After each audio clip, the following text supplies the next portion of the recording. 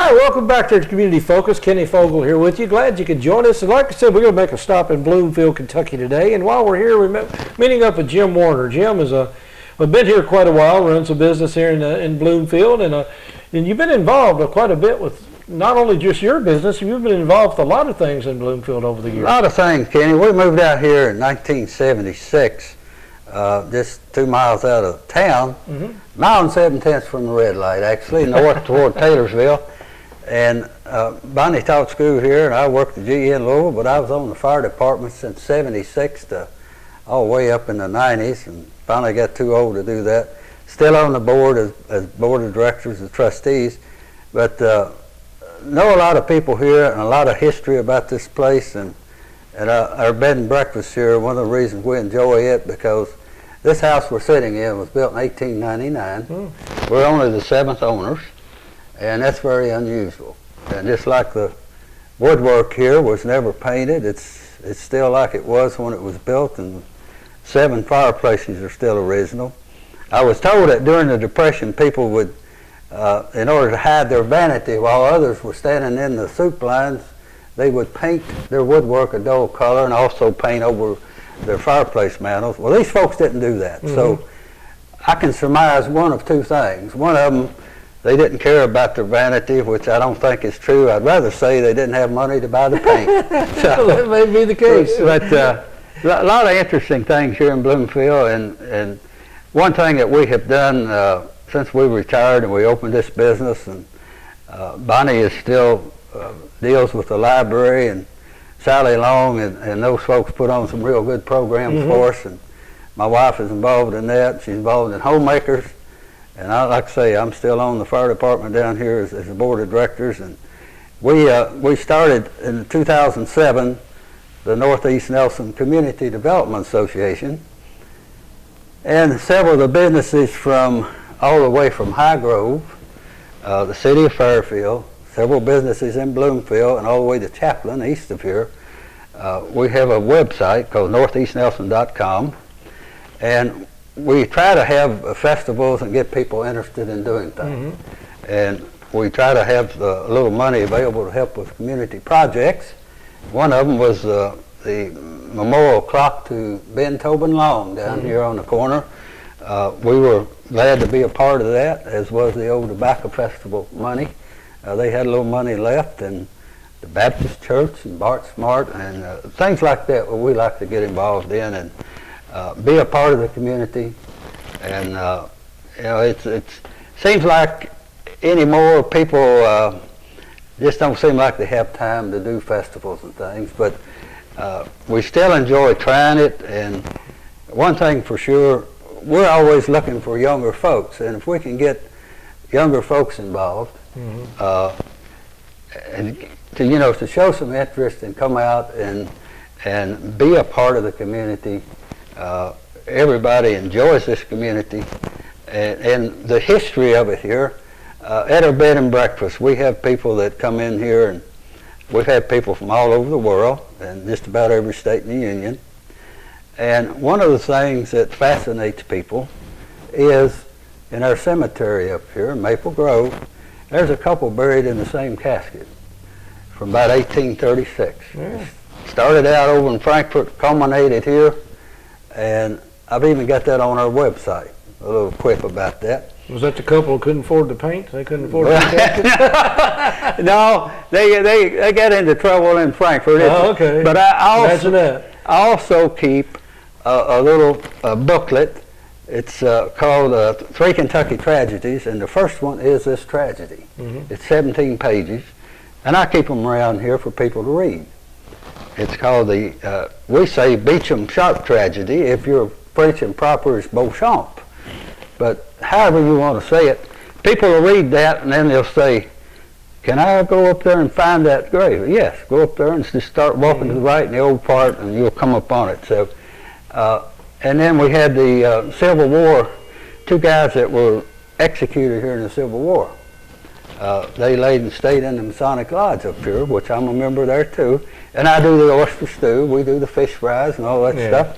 But we had a fellow from Johnson County that was laid in state, both these guys that were executed in the Civil War, the Union executed 2 Confederate guys.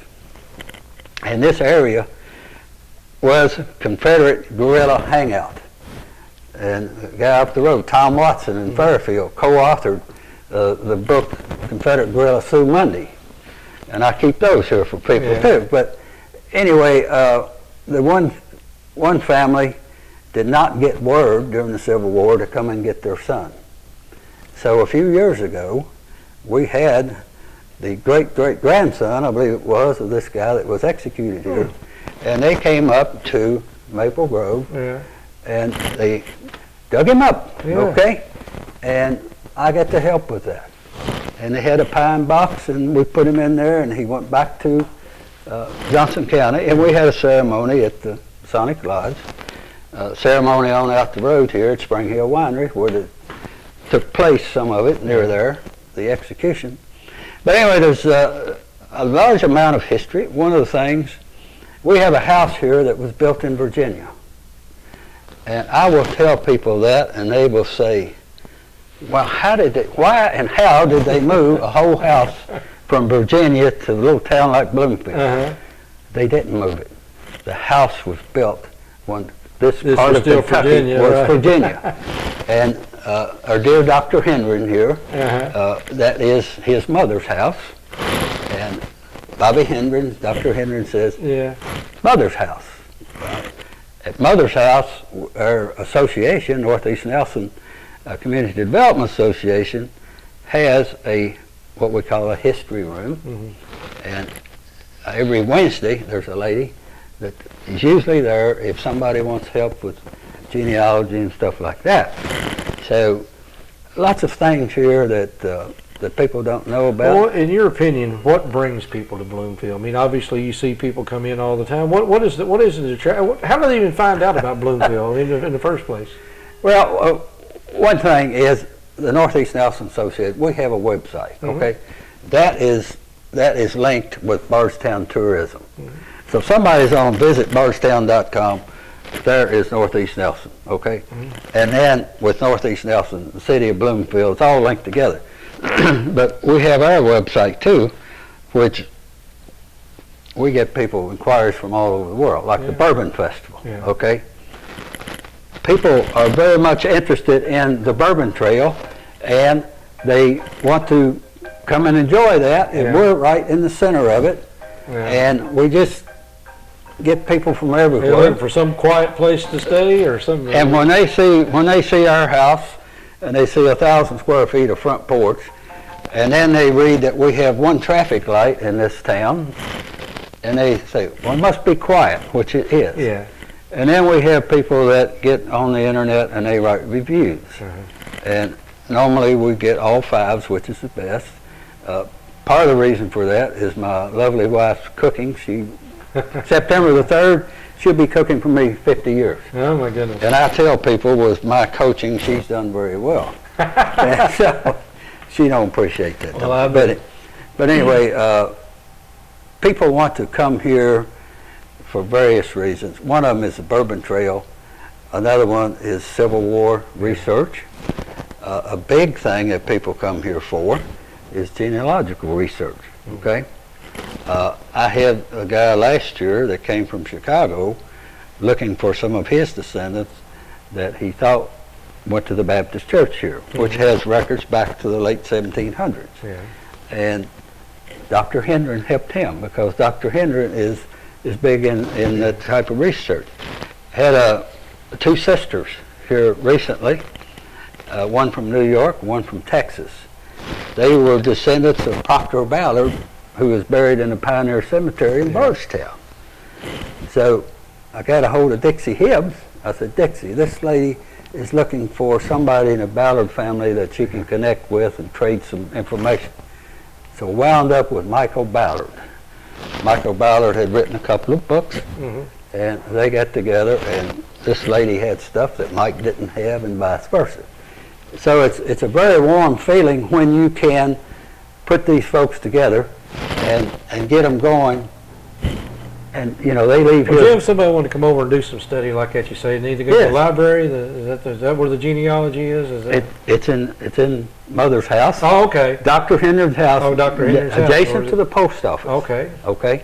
And it's every Wednesday for about 4 hours. Okay. Well, again, that's the beautiful thing about Bloomfield. Is you can come and walk the streets and you talk to people like yourself and learn the history, but you got a place to go actually that's trying to preserve everything.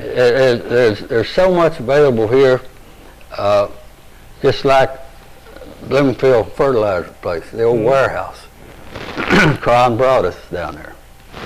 Had some people here 2 or 3 years ago. Never seen how tobacco was handled. They saw some out in the field. Yeah. Took them down to the warehouse. I said, Cron, you got a few minutes? Well, of course. And he shows them, you know, the baskets Yeah. that we used to pack the tobacco on, the I scales remember that that we well. on. You know, Yeah. we've done that, but Yeah. the people here are very interested in helping other people. Well, Jim, we do appreciate you allowing us to take the Yes, sir. time with us here today and Thank you. relive a little bit of the history. I know we could probably be here for 3 or 4 hours and talk about this, but again, it's a historical place here in Bloomfield, and one thing I like about it is that people like yourself excited about it. I mean, Yes, you're sir. absolutely very excited about Yes. living here. Yes, sir. All right, well, I appreciate you having us here, Jim Warner, here with Bloomfield, and talk a little bit about the Northeast Nelson Economic Community development. Community Development. So if you want to look it up on the internet, there it is. So stick around. A lot more to come here on Community Focus. We'll be back with more of our show from Bloomfield here on Channel 6 TV in just a few minutes.